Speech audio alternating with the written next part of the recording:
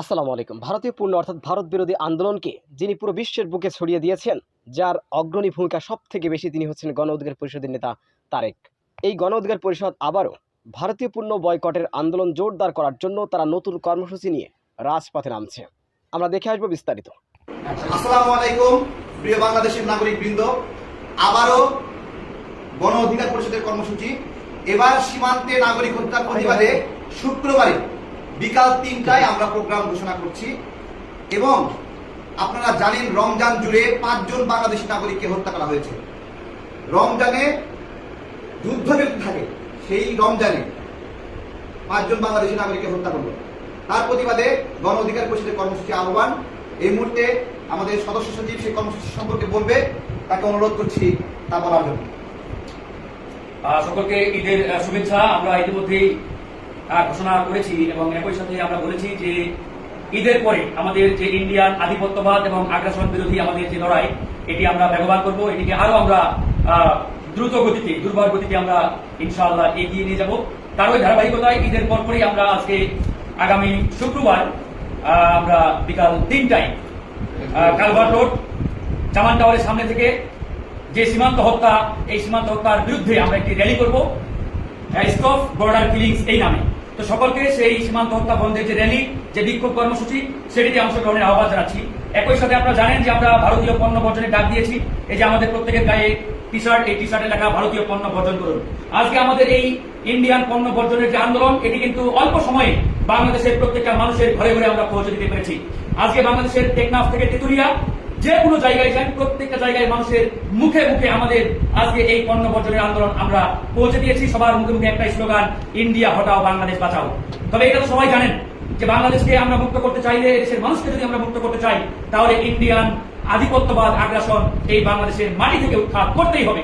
এই বাংলাদেশের মাটি থেকে ইন্ডিয়ান আধিপত্যবাদ আগ্রাসন আমরা যদি উৎখাত করতে না পারি, তাহলে কোনোদিনই মুক্তি আসবে না, কোনোদিনই মুক্তি আসবে না। আমরা চ্যালেঞ্জ দিয়ে বলছি, এই মুহূর্তে আমাদের মুক্তির আন্দোলন একটাই, সেটি হচ্ছে ইন্ডিয়া হটাও, বাংলাদেশ বাঁচাও। ইন্ডিয়া হটাও, বাংলাদেশ বাঁচাও। এর বাইরে আর বিকল্প কোনো রাস্তা কিংবা পথ আমাদের নেই। তবে এটাও মাথায় রাখবেন, ইন্ডিয়ার দালাল যারা, ইন্ডিয়ার এদেশীয় এজেন্ট যারা, তারা কিন্তু চুপ যে আছে এটি কিন্তু এমন নয়, তারাও কিন্তু সক্রিয়। আমাদের এই আন্দোলনকে ভিন্ন দিকে প্রবাহিত করার জন্য, চাপা দেওয়ার জন্য, ব্যাকফুটে পাঠার জন্য ইন্ডিয়ান দালালরা অলরেডি কিন্তু ব্যাপকভাবে তৎপরতা শুরু করেছে। আমরা এই ইন্ডিয়ান দালালদের থেকে সতর্ক এবং সজাগ থাকবো। আমাদের এই আন্দোলন যে কোনো মূল্যে সফল করতেই হবে। ইতিমধ্যে ইন্ডিয়ার গণমাধ্যমগুলো বারবার বিভিন্ন ধরনের নিউজ প্রচার করছে।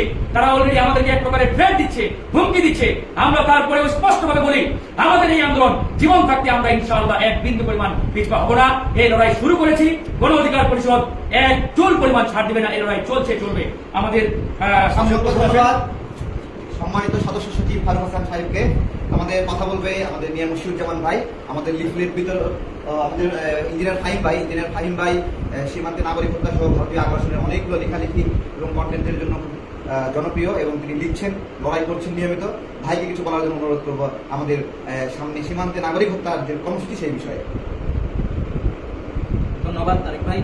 আসসালামু আলাইকুম প্রিয় দেশবাসী, আমরা জানি এই আমাদের এই ভারতীয় পণ্য বর্জন আন্দোলনে এদেশের আপামর জনতার মৌন সমর্থন পুরোপুরি আছে।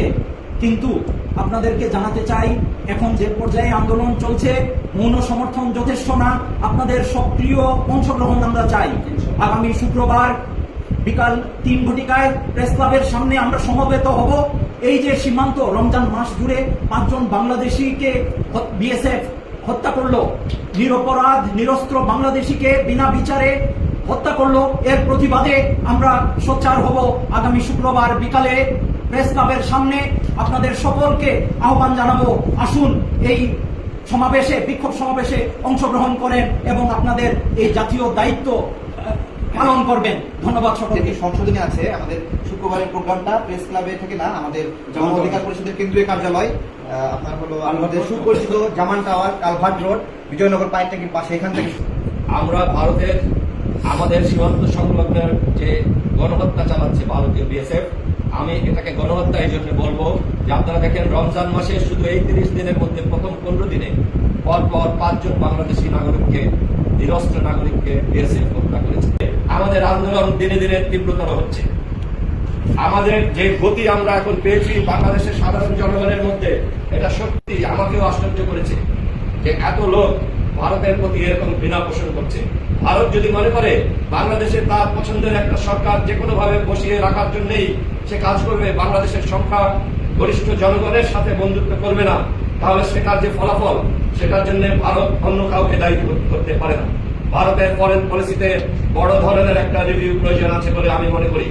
ভারত যতদিন সেটা না করবে এবং বাংলাদেশের সংখ্যাগরিষ্ঠ জনগণের সাথে বন্ধুত্ব করার চেষ্টা যতদিন না করবে, ততদিন ভারতীয় পণ্য এবং ভারতীয় সবকিছু বর্জন করার আন্দোলন আমরা চালিয়ে যাব।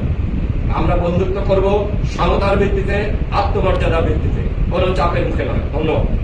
আমি আবারও আপনাদের স্মরণ করিয়ে দেই, আগামী শুক্রবার বিকেল 3টায় আমাদের সীমান্ত হত্যার বিরুদ্ধে আমাদের যে বিক্ষোভ কর্মসূচি, সেটি পুরানা পল্টন, বিজয়নগর পানির ট্যাঙ্কির পাশে যে কালভার রোড, এই কালভার রোডের জামান টাওয়ারের নিচ থেকে শুরু হবে। দল মত নির্বিশেষে আমাদের এই আন্দোলনকে বেগবান করার জন্য সকলকে অংশগ্রহণের আহ্বান জানাচ্ছি।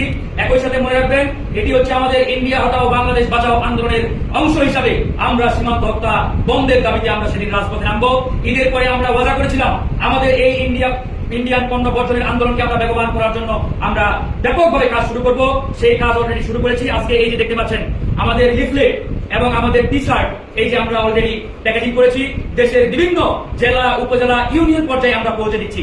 কেউ যদি আমাদের দলীয় টি শার্ট কিংবা ভারতীয় পণ্য বর্জনের টি শার্ট, লিফলেট চান, তাহলে আমাদের জনাব তারেক রহমান, আমাদের গণ অধিকার পরিষদের সিনিয়র নেতা, তার সাথে যোগাযোগ করবেন, অথবা আমার সাথে করতে পারেন, আমাদের যে কারোর সাথে যোগাযোগ করতে পারেন।